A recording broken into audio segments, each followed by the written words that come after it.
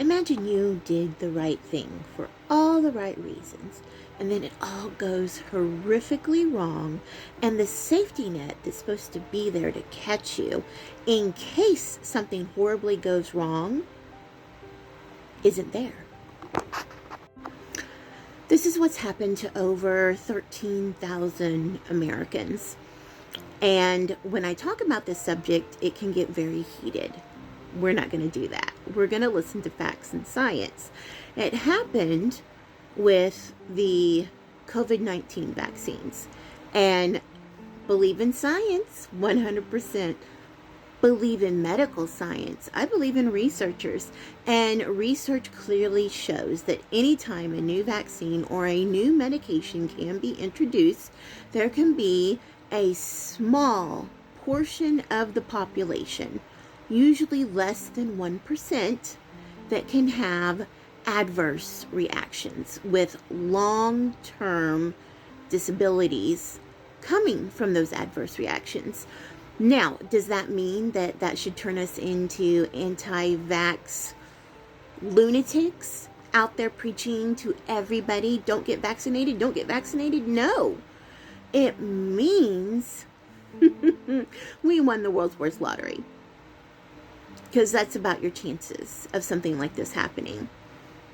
And it happened to me 4 years ago. And I ran to get my vaccine. I could not wait. I'm a type 2 diabetic. Perfectly controlled. Always took it very serious. But back then, a lot of people don't remember how bad COVID was tearing through the diabetic community.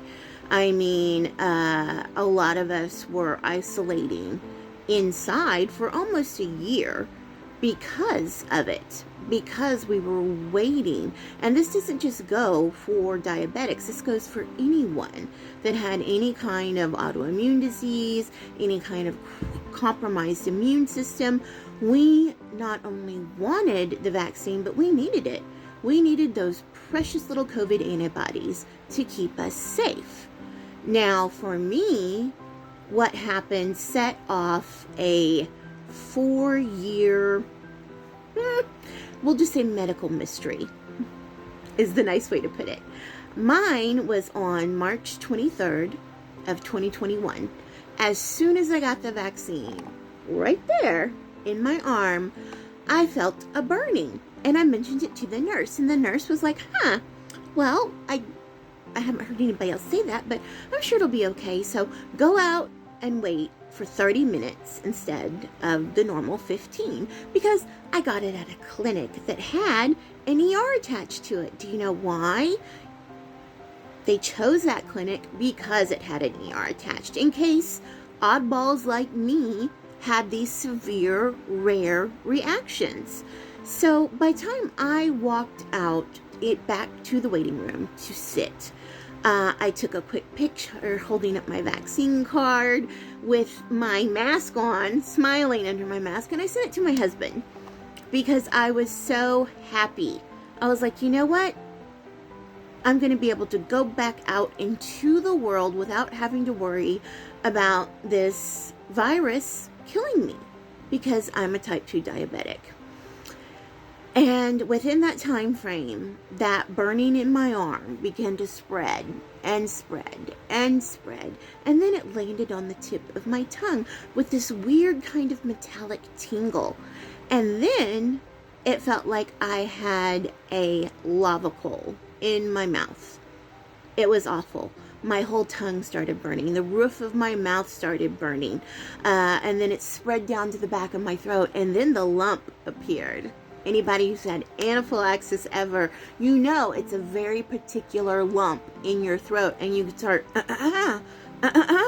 you start clearing your throat. It's like an automatic response.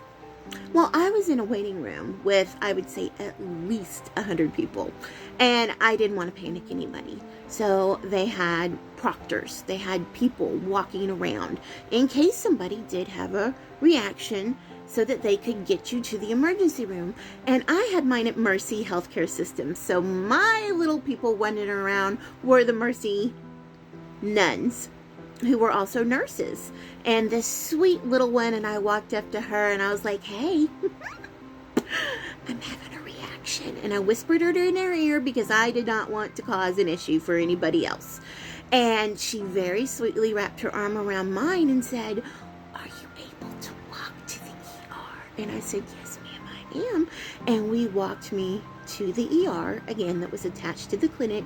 Within 10 minutes, I'm in there. Within 15 minutes, they immediately started me on the anaphylaxis protocol. And if you don't know, that's IV steroid, IV Benadryl, and a Pepsid.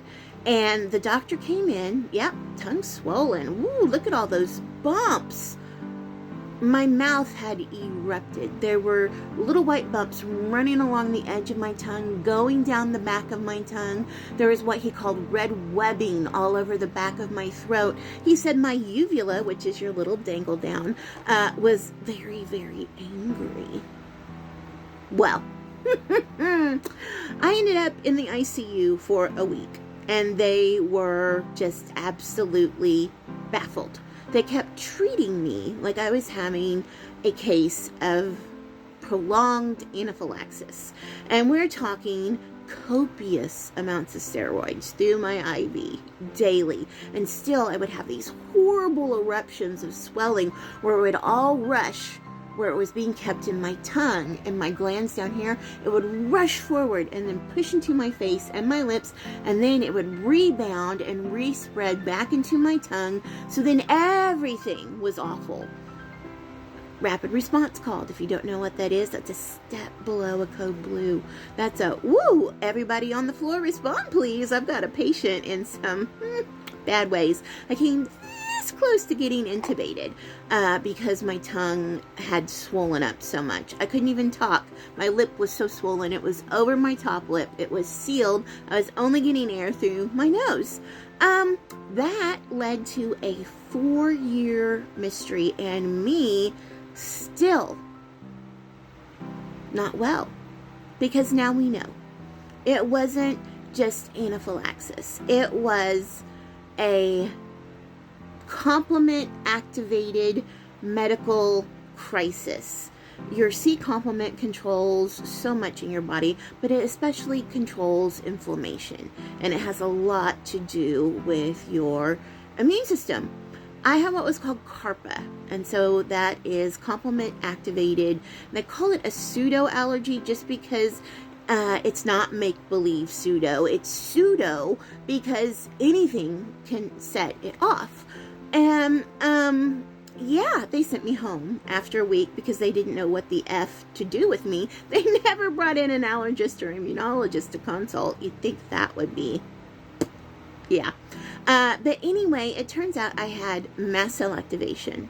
I had CARPA, which is the complement activated pseudo allergy. I had a rare dormant genetic disorder known as hereditary angioedema. I had Guillain-Barré, which they completely missed on the multiple times that I went back to the ER, that I went back. It's amazing. Guillain-Barré can kill people.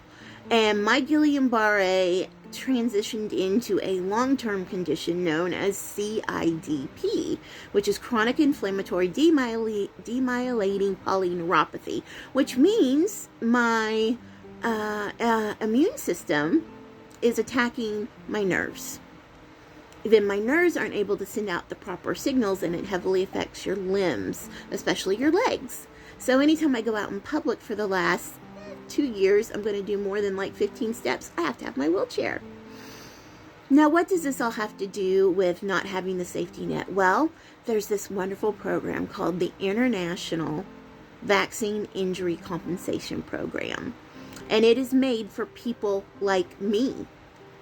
And none of us have been able to utilize it because Congress will not move the COVID-19 vaccines under the program. And all the criteria have been met. And the number one criteria is it has to be on the children's vaccination table, which it has been since the end of 2022.